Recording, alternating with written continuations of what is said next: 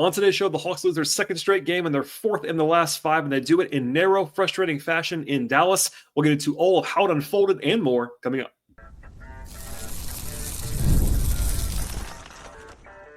You are Locked On Hawks, your daily Atlanta Hawks podcast.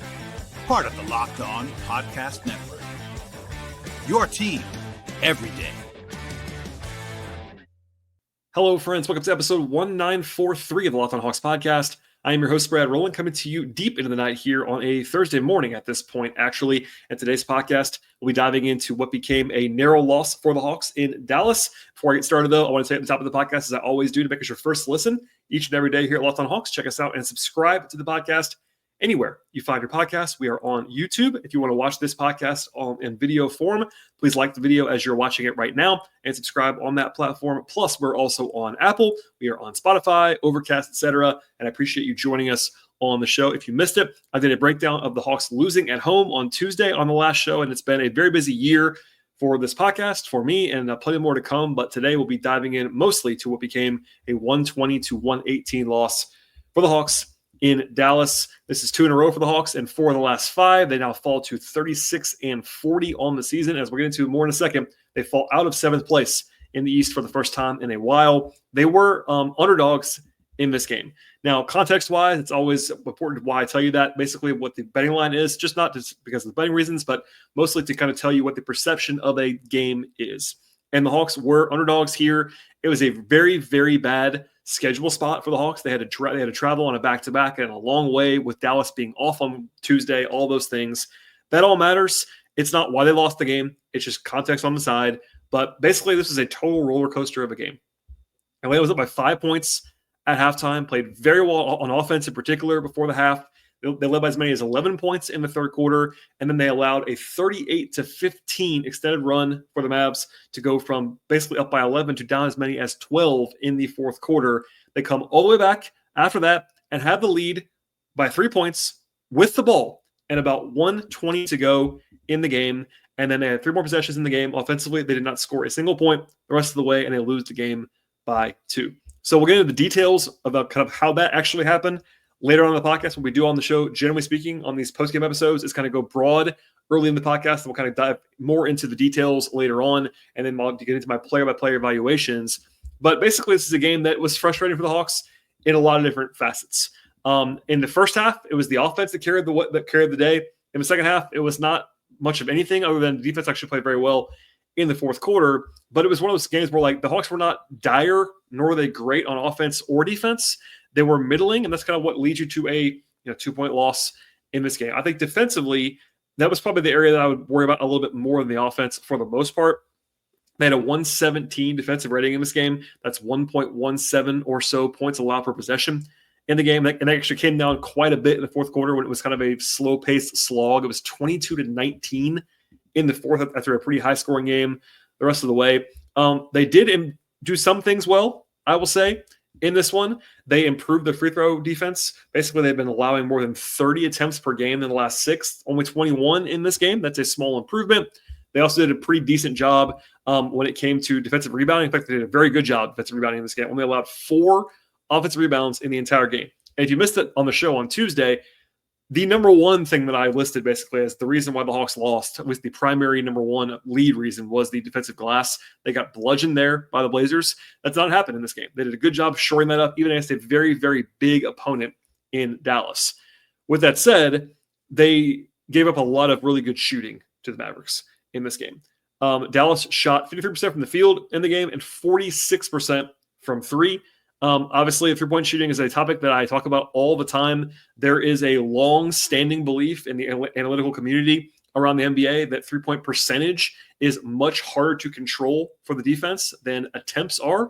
In fact, it's not totally random, but certainly it is difficult to assign a lot of credit or blame for three-point defense.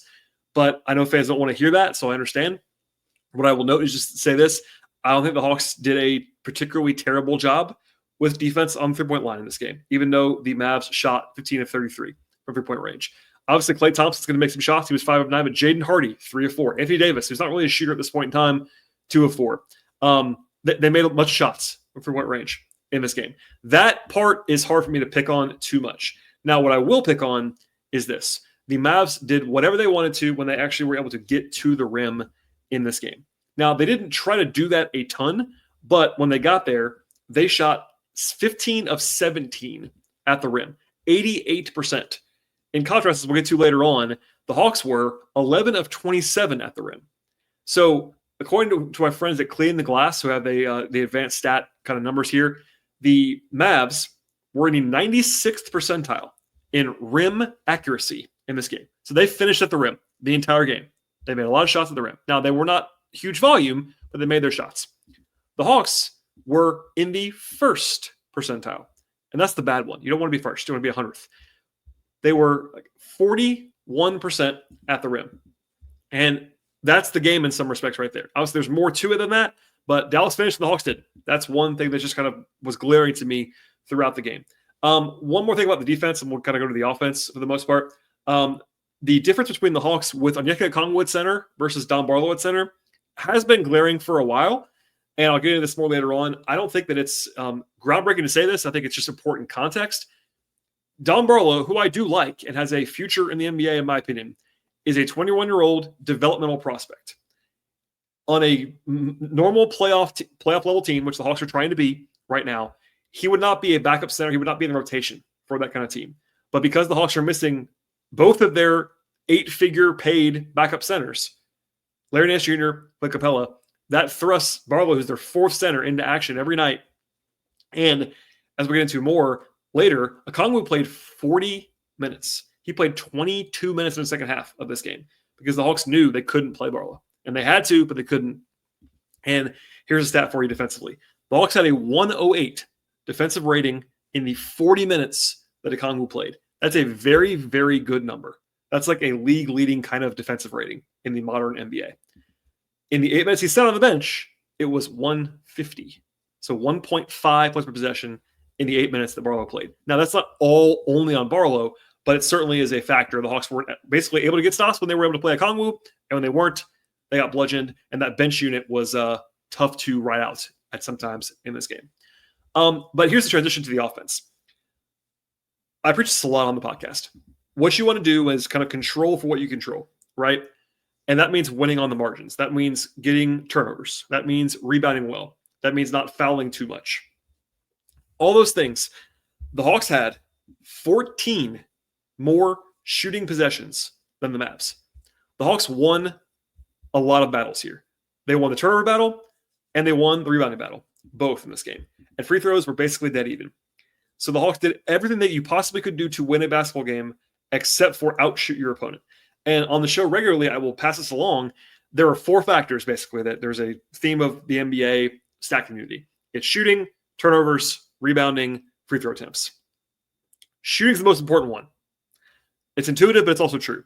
And in this game, the Mavs were able to overcome a 14 shooting possession gap, which is a massive, massive difference. The Hawks did a great job on the margins. But the Mavs had 65% true shooting in the game. That's an elite figure. And the Hawks were just okay, 55%. And that's the game. So the Hawks did everything else, but the Mavs made shots, and the Hawks did not make shots in this game. Now, offensively, the Hawks had a 115 offensive rating in the game. That's pretty good, actually, overall. But in the second half, they scored 46 points, and they scored less than a point per possession. Less than a point every trip of the second half.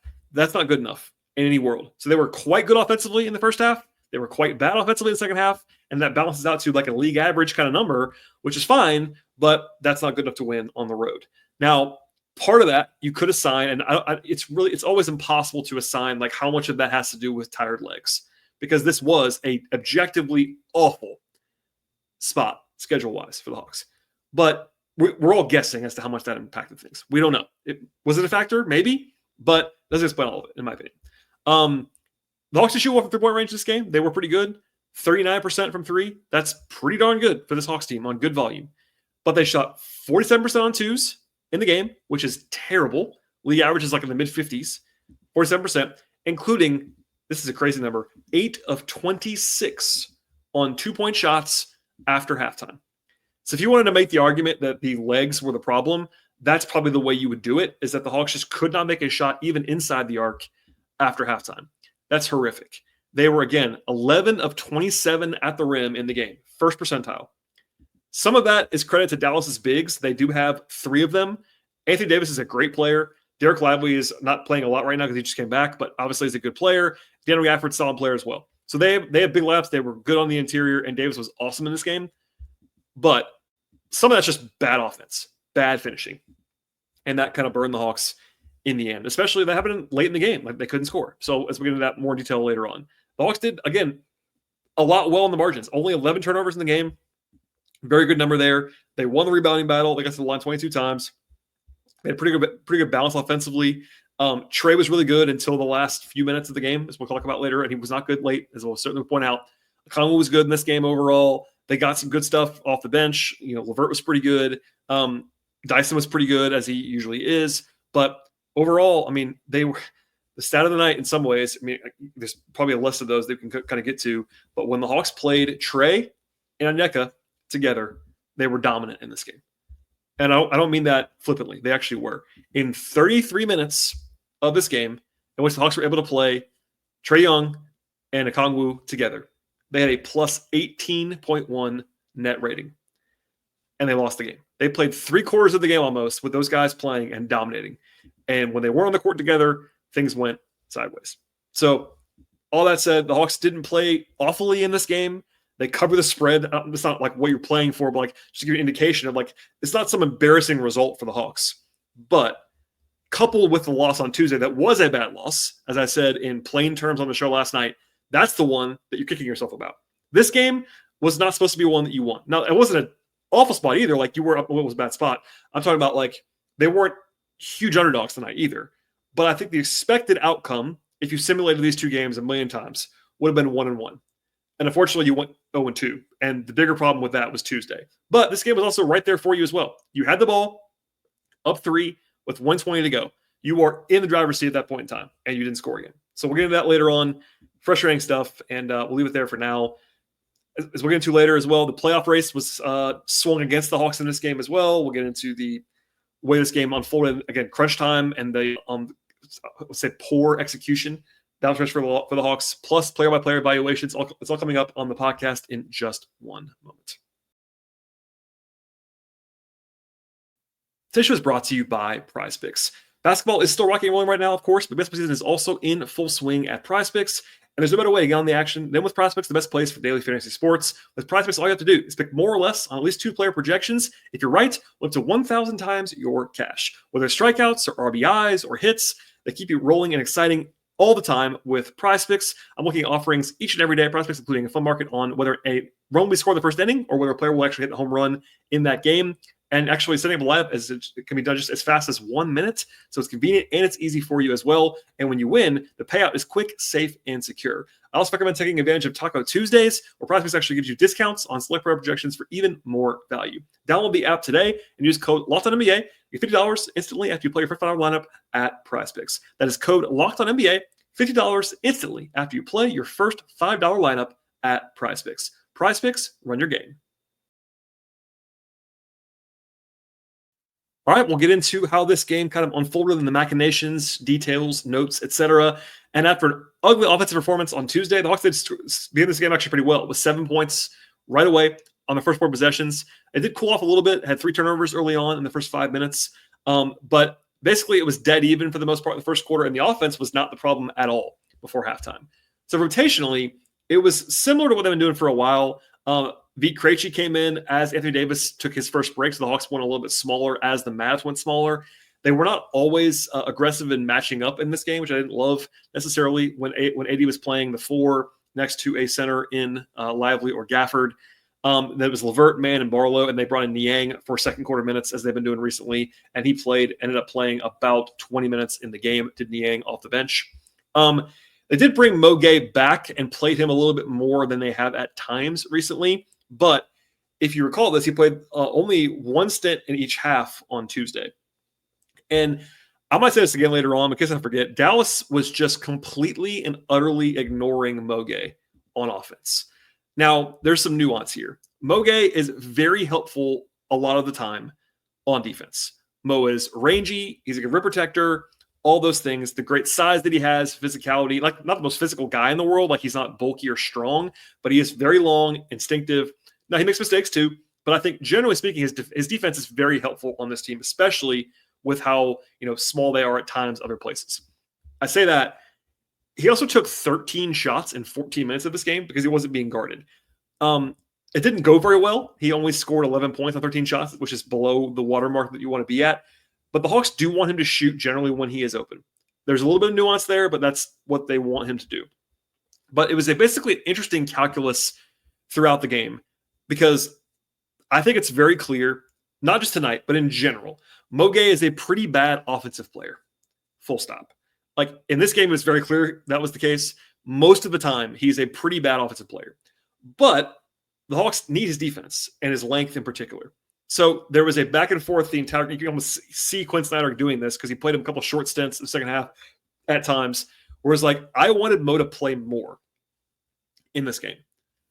And I believe he should have played more, honestly. That's just my analysis from the outside. But I also kind of get why he didn't because his offense is so bad. But at the end of the day, the Hawks were plus 8 in his minutes. They won his minutes, especially defensively. And against this matchup, just like in Portland, the Portland game was kind of similar in that Portland is very big. So is Dallas. Their front line is now their perimeter stuff is not as big as Portland was, but their perimeter stuff, when they're playing 80 at the 4 a lot, that's a big, big, big team. And with Mo, that would have helped a lot. Now, it's not always about size, but I wanted at least to say that out loud at some point. Like, I think he both could have played and probably should have played more, but also understand it was like, it's like, do we want the offense to be good or defense to be good? You can't really do both with Mo Gay in some respects. And at least that's kind of maybe you might say broadly what's the case. The Hawks take the lead late in the third quarter. LeVert and V hit a couple threes. They're up by 2 at the end of the quarter with 10 assists. They did foul too much early on, but they actually stopped, which is good to see. They had a 13-4 run in the second quarter to go up by 8 points. Defensively, there was some breakdowns. There was a play where Okongwu and Niang went to the same spot, and this didn't space out at all together. I thought Niang was pretty bad for most of this game. He made a couple threes, but it was kind of a strong negative defensively, I thought. Also, Dallas shot the ball really well in the second quarter. There was 6 of 9 from 3 in the second quarter. But the Hawks were still up by 5 at halftime because they were really, really good offensively in that first half. They had, I mentioned before, 3 turnovers in the first 5 minutes. They had 1 the rest of the half. And Trey was in control. He was playing really well. And they were the Hawks were in decent shape. They had actually back-to-back Mo Gay dunks in the third quarter that were set up basically entirely by Trey, being Trey. And they were up by 11 points in the third quarter. But then they stopped being able to score, basically. They had 7 straight shots. They had a turnover. Admittedly, some of that was Anthony Davis being a monster defensively, by the way, there was at least 1 uncalled foul in there, I thought. But the point did stand. They just could not score. Dallas started to be much more aggressive, kind of blitzing and double-teaming Trey, which made sense because Trey was dominating them in the first half. Basically, nobody else was able to make them pay. The third quarter, that was the story for me. It was like Dallas finally said, all right, someone other than Trey Young is going to beat us, and no one beat them in the third quarter, the Hawks. It wasn't anybody's fault, just what it was.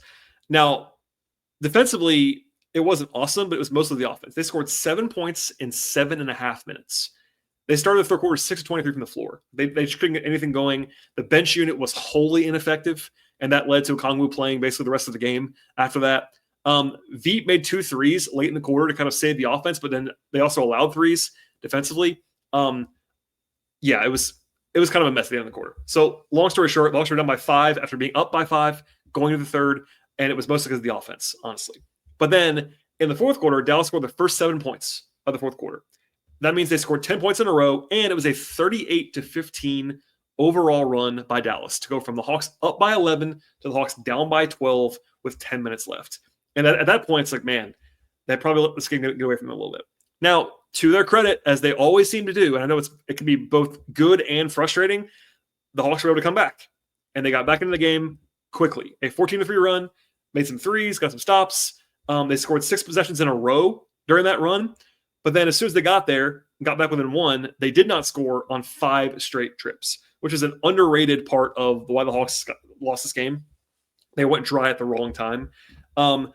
I will say he was really good in this game overall, but Okongwu missed back-to-back shots that were inside 4 feet in that run. That was maddening. Now, I will say he redeemed himself right after that. He actually scored, I think, 5 points pretty quickly after that to kind of even it out a little bit.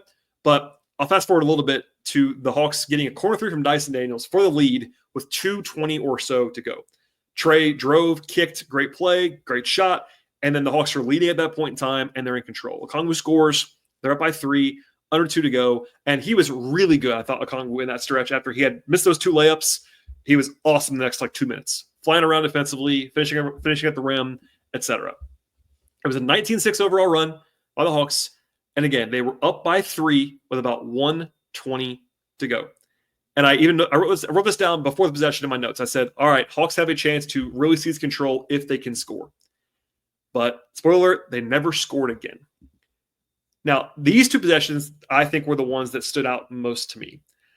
I think they didn't really get into any kind of action on that possession with 1:20 to go. Ended up looking, Trey had to shoot a shot clock heave basically off 1 foot just to beat the buzzer. Obviously, that wasn't a good shot. No way around that. I've watched that play now 3 times. It's hard to tell what they were even trying to get into. Like there was this possession where it was a part of the play where Karis LeVert kind of goes they were able to switch on Trey because Karis was not in the right spot. It didn't seem like, I don't want to tell you that's for sure. It's kind of what I'm able to see from the outside. But they just didn't really get into anything. Now, some of that's maybe Trey's fault. Some of that's maybe Quinn's fault. How do you want to put that? It was a bad possession. Bad. They did not get a quality shot up at all. What they did do was waste time, which generally is good there when you have a 3-point lead with 1:20 to go. But it stopped mattering because on the other end of the floor, Klay Thompson hit a pretty darn difficult 3 to tie the game, which I think was kind of a indication of the game where Dallas just made a bunch of threes. They were really good for 3-point range in this game, and that was good defense. It wasn't open really. I was coming off of a curl. Klay making a Klay shot. That happens. Tie game. The Hawks then had to potentially get 2 for 1 on offense, which they usually are pretty good at doing, but they, again, couldn't get into anything going. They had to call timeout after Trey drove and got blocked at the rim out of bounds. They had 7 on the shot clock, so they still had time. They actually ran a really good action for Dyson Daniels getting downhill off of the inbounds pass, but Dyson tried to pass it. Like it wasn't like he was open, but like he could have tried to finish there or, maybe gotten fouled or something like that. But instead, Dyson, I think, just trying to make a play through a bad pass. It was a bad turnover by Dyson. So the previous possession, they ran nothing. That possession, they got bailed out a little bit off of a out-of-bounds play. Dyson has a bad turnover, and that led to basically the Hawks fouling. They had 1 to give with 8 seconds to go. The shot clock was off, so they kind of had to play defense. They couldn't speed things up. They give a foul. Niang does. The Mavs call timeout, and then Davis just beats Okongwu. It wasn't like Okongwu played bad defense at all. It was good defense. AD hits a very difficult shot going to his left, fading the other direction. The 2 biggest shots of the game were tough shots from Dallas. That doesn't satisfy anybody, but that was the reality. Neither one of those plays, the Klay play or the AD play, were bad defense, but they went in, and that's the difference in some respects. Now, I will say the Hawks had time. They had 3.4 seconds to go. So they called timeout, they advanced the ball, and then they didn't really get anything going. Now, this has been a gripe of many, including me, for a long time. The Hawks don't run enough just normal stuff at the end of games. Now, this is not new to the NBA. Teams don't always do that. There's way too much iso ball, in my opinion. But the Hawks in particular, because of Trey's limitations, how small he is, essentially, he's not a great iso player.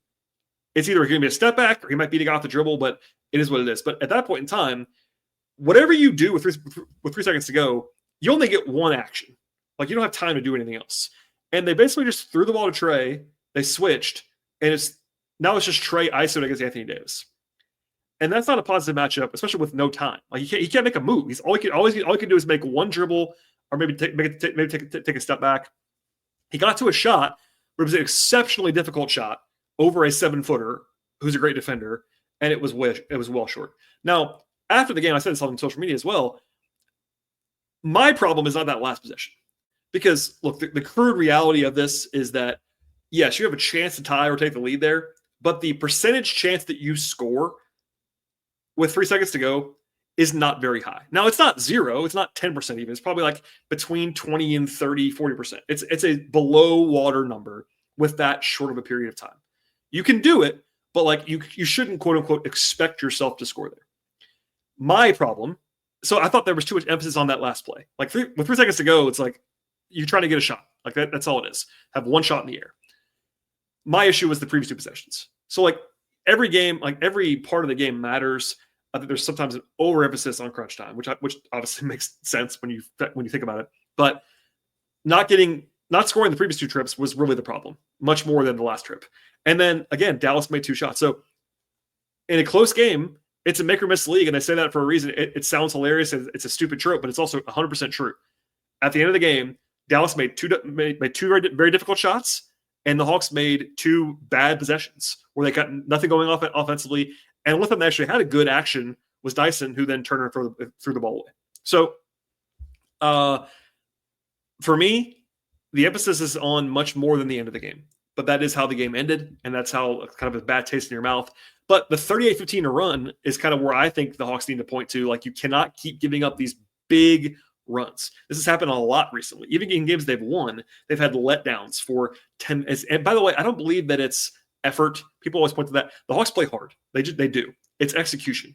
And in this game, it was 2-way execution. I thought defensively there was just sometimes it was kind of rough. Offensively is what it is. But for me, it was the offensive woes the entire half, much more than it was down the stretch. And when you shoot that poorly from 2-point range, again, they were 8 of 26 inside the arc in the fourth quarter. In the second half. That's going to get you beat sometimes. So not satisfying, but just one of those games. A lot went wrong, a lot went right, and more went wrong than right at the end of the game. All right, we'll get into more of what transpired here when it comes to the player-by-player evaluations and a quick look at the play-in race, which, by the way, did not go well for the Hawks overall on this Wednesday evening. And we'll get into all that in just one moment. This show is sponsored by Monarch Money.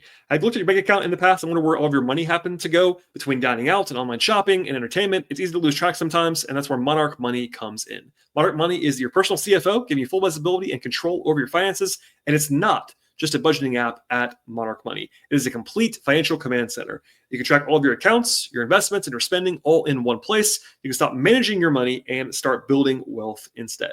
When I started using Monarch, I realized how much money I was spending on food, generally speaking, each week. That's just one example, of course, and I budget now smarter and save more in the process. Instead of juggling multiple apps, that you can actually go to Monarch to check your finances, track your spending, and even plan your long-term goals. And if you want to manage your money in conjunction with your partner, you can do that as well. It can be smoother than ever for you. You can track your shared and personal accounts, set goals, and stay on the same page without all the stress. Take control of your finances right now with Monarch Money and use code LOCKEDONNBA at monarchmoney.com for 50% off your first year with Monarch Money. That is monarchmoney.com, code LOCKEDONNBA for half off your first year. Check it out now at monarchmoney.com. All right, before I get to the player-by-player evaluations, a look at the playoff considerations from Wednesday night, and nothing broke the Hawks' way on Wednesday. So the Magic didn't play, so the Hawks now are a half game behind. They have lost the 7 spot for the first time in a while. Of course, they're still in front of them. Nothing is like doom and gloom, in my opinion. The Hawks still play the Magic twice. I've been saying for 2 weeks now, at least, that it was probably going to come down to those games with the Hawks and the Magic, and I still believe that's probably going to be the case. Also, in the meantime, they have some games that are favorable to the Hawks.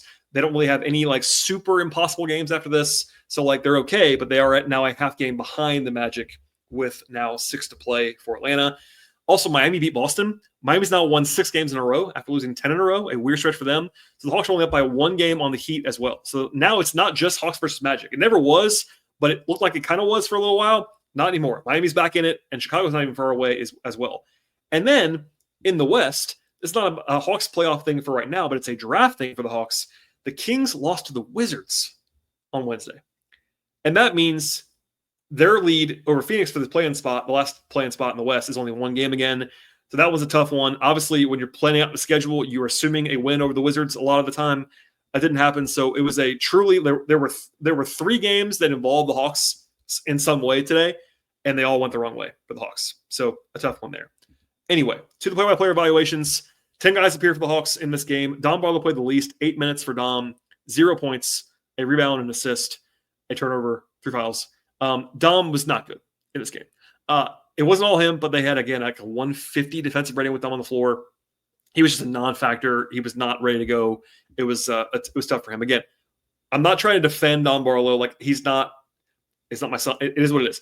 I like Dom Barlow as a prospect. But that's a key term, prospect. He's not someone that I'm telling you is like a ready-made guy right now. He's not, but he's the 4th center on the team. He just has to play right now because they don't have anybody else. Elsewhere on the bench, The only guy who had a plus minus in the positive on the bench was Terrence Mann, plus 11 in the game, 5 points, 3 rebounds, 2 assists, and a steal. He wasn't anything great. I think he was just fine. He actually played a lot in the fourth quarter when they were trying to make their run and play smaller. That was fine. Vit Krejci had a weird line. So Vit made 3 of his 4 threes, 11 points on 5 shots, which is obviously great. And he was minus 18 in the game because the defense cratered. Now, that wasn't all Vit, but Vit, I've been saying for a while now, I think Vit's defense has been pretty shaky to bad at times this year. But Vit made shots and still got torched as when the Hawks did when he was on the court. So I don't know what to make of that, but it was not necessarily like not passing the eye test. Thank God he made shots, but it was pretty rough otherwise. Karis LeVert was fine, 14 points, 5 assists, 4 rebounds, did his job. He's been cold for three-point range, I should say. He's now 7 of his last 34 from 3. So maybe some regression from a hot streak before that, but still make some shots. Other than that, I thought he played pretty well off the bench. And then Niang was not very good. 6 points on 6 shots, 2 rebounds, an assist, and a steal. Defensively, it's not the best. I do think that playing Barlow with Niang and at least one more bad perimeter player defensively is not helpful for any of them. Like, Niang looks better when Okongwu's in the game. Barlow looks better when it's not Niang next to him. And I've been saying this a lot, but like I would try Mo Gay and Don Barlow together. I'm not saying it's going to fix everything. They did try it in this game for 2 minutes, and they actually won those 2 minutes. But it was such a small sample size; it's like hard to say anything about that. But I don't know why they're not trying that. I think it just makes sense because yes, they're not going to be great offensively, but Mo will help him with size and length and all that stuff. So anyway, didn't happen in this game. To the starters, I mentioned Mo Gay before. I won't do a whole other thing about him, but 14 minutes for Mo, 11 points, 5 rebounds, and a block. He had 7 points in the first 3 minutes and then cooled off from there, obviously, but was 4 of 8 on 2s, 1 of 5 from 3. Offensively, it's a struggle for Mo, but defensively, he was one of their best guys in this game. So I would have played him more, if anything else. I'll leave it there. Ricochet, 9.3 rebounds, a steal, and an assist. A quiet game for Zach. He was 3 of 8 on 2s, 1 of 3 from 3. I don't think it was terrible, but it wasn't a huge factor in this one. Dyson, 17 points, 6 rebounds, 5 assists, and 1 steal. His multiple steal streak came to an end. I think it was like 9 or 10 games coming in where he had multiple steals in a row. Only had 1 here, but he did get 1. He's had 1 in every game for a long time. But he was just, it was a solid Dyson game. It wasn't a great one, and he had the 1 bad turnover at the end, which does happen sometimes. Okongwu bounces back. I thought he wasn't very good against Portland at all last night. But 20 points, 14 rebounds, 2 assists, 2 steals and a block, and two blocks in this game, plus 6. Was good. Flat out good. 6 of 11 on 2s, 1 of 4 from 3. Quinn praised him after the game, I think rightly so. Ended up playing 40 minutes, and again, 22 minutes in the second half. He looked gassed, which does make sense. He played a lot of minutes in this game on a back-to-back, but they rode him, and it almost worked all the way to the win at the end. But I thought he was one of the best players for sure in this one. And then Trae Young, 25 points, 12 assists, 4 rebounds. Trae was not super efficient, 25 points on 23 shots, which is not awful, but not great either. 5 turnovers is okay when you have 12 assists, but not great either. I thought Trae was really good for about 3.5 quarters, and the ending was not his best work by any means. It gets to be reductive when like he's the one that has to have the flaming bag at the end of the game, but some of that's also his fault, if that makes sense. Like there's a bit of nuance that you have to watch like play by play as like how it actually happens. But like, yes, there are possessions that don't look good when he has the ball in his hands at the end of the games. It's not just because he wants to do that all the time. Some of that is, though, he likes to have the ball in his hands. So there's a give and take there. But at the end of the game, the star gets blamed. I get that. I think he earned some blame at the end of the game in this one. I also thought he was really, really awesome for 2.5, 3 quarters. And then the second half, Dallas just said, "You're not beating us," and the Hawks obliged with their secondary pieces. So wasn't the best Trae game, nor the worst. The ending was probably made it worse than it actually was, but I thought he was just fine in this game. And again, when he and Okongwu were playing, they were rolling. Plus 18 net rating. And they lost the game. All right. That's all I have on this podcast.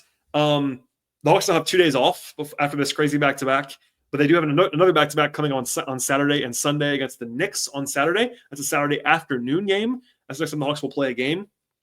I, as a PSA, am traveling to San Antonio for the Final Four for coverage of that on Friday. So please stay tuned for a podcast. I will have at least one between now and the game on Saturday, but be patient with me. For instance, the Final Four is happening basically as the game is happening on Saturday. So that podcast, while the game's at 3, will not be up until late night that night, if at all. So I'll try to get it's just one of those things. Final Four weekend, it's my last. I have to cover that stuff. Be patient. Please subscribe to the podcast, and I'll have a show at some point, and then it's back-to-back on Sunday. All right. Thanks for listening to the show, everybody. I appreciate it. It's very late here, so my apologies for the delay on the podcast as well, but hopefully it will get to you fast enough for your Thursday morning and commute into Friday, etc. And please subscribe to the show, Apple, Spotify, YouTube, etc. Follow the show on X/Twitter at Locked On Hawks. Follow me there at BT Rowland. Follow me on Blue Sky at BT Rowland, as well as on my Patreon, which is patreon.com/BT Rowland.